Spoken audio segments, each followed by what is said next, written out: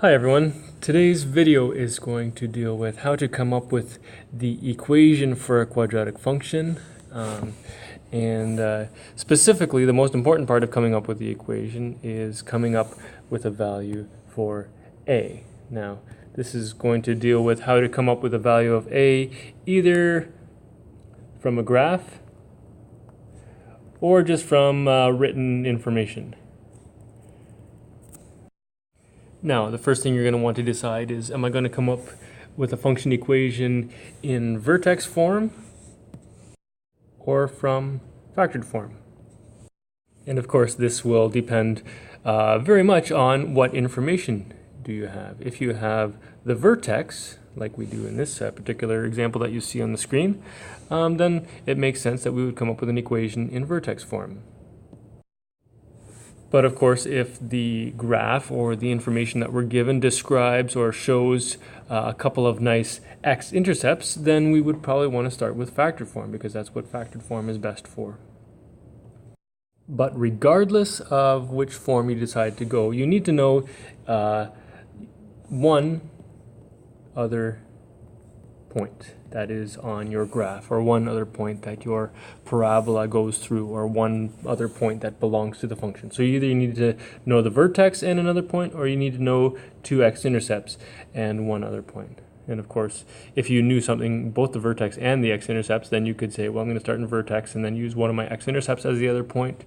Or you could say, I'm going to start in factored form and use the vertex as my one other point. So, for the graph that I'm showing here, I obviously know the vertex here. These x-intercepts don't look actually like really great intercepts. So for sure, I'm going to start finding a by saying, I know that this parabola is of the form y equals a x minus h squared plus k. Now previously in this class, we've kind of eyeballed this thing and compared the curve and said, okay, does it go 1, 1, does it go 2, 4, etc. And a lot of times we can figure out a from that. But the thing is, a could be anything, right? And it definitely does not have to be a nice whole number like 2 or 3 or negative 4 or something like that. In fact, this one doesn't work out so well, even if you were to try and figure it out. And so we're going to use the technique that's we've kind of started with here. So we're going to start from vertex form, and step number 1 is going to be, of course, put in everything you know about this thing with regards to its vertex. So we know the vertex here is the vertex at negative 5, 9. So we're going to fill that information in. We know that this is x minus, plus 5, right? The sign always changes for the x value of the vertex. And there we have the plus 9, the other part of the vertex coordinate. And here is where the one other point comes in, because we are going to sub in the other point. In this case, it's marked out for us as negative 9, negative 3.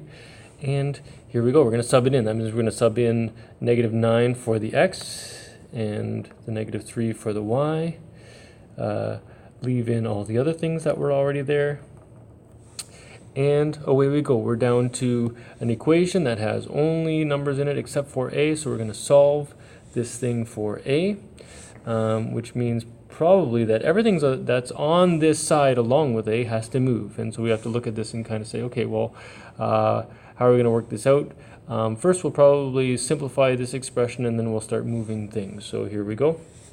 We got negative 3 equals a. Negative 9 plus 5 is negative 4 squared plus 9. And that negative 4 squared is 16, right? Whether we write it as 16a or we write it as a16, same thing. This is how we would usually write it. Plus 9, we're going to subtract that 9 from both sides, and we get negative 12 equals 16 over a. Divide both sides by 16, and we get that a equals, in lowest terms, negative 3 over 4. So therefore our function equation is y equals, and we're going to use all the information that we started with. This form right here, it's just we know all this is the same, but now we know a.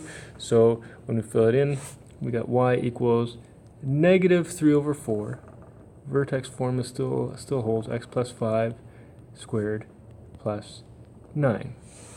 And you'll notice that the algebra spit out that this is a negative a value, and indeed we know that that corresponds to a parabola that opens downwards.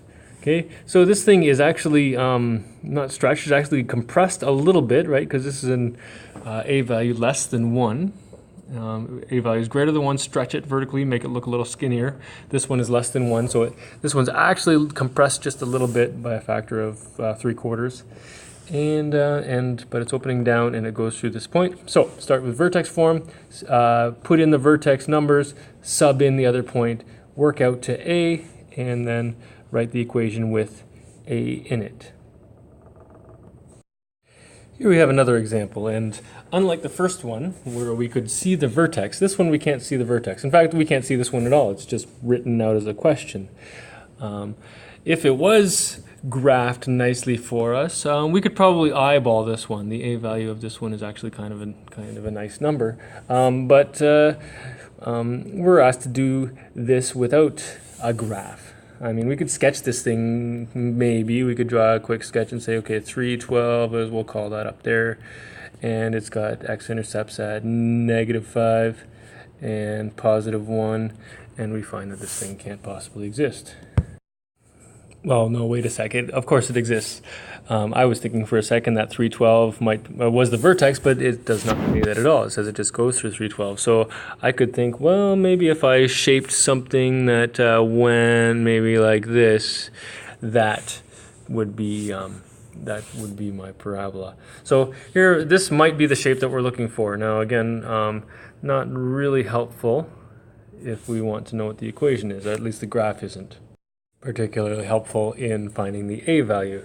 So what are we going to do? Well, because we don't have the vertex and we do have the x-intercepts, I think we're going to start this guy in factored form, right? Y equals a x minus r and x minus s.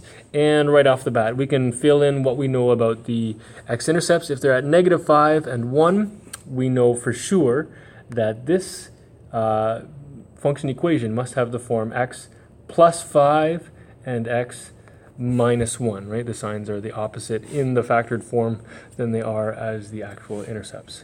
Well, same deal. We're going to sub in another point. If we have one, we need one, and we have one. Sub in 312. So 12 goes in for y, a, we don't know, 3 goes in for x, and we have another x, so same thing, 3 goes in there. Now, please don't, as you're trying to figure out a, please don't FOIL this, right? Just do BEDMAS. So here we go, solving for a. 12 equals a, and this is 8, and this is 2, and let's see, 12 equals, that's 16, a, and I think we've seen this fraction before.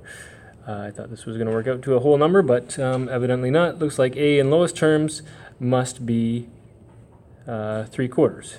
So therefore, the function equation is, again, same exact form that I started with, only with a filled in, and we get that it's equal to y equals, a value is 3/4, x plus 5, x minus 1.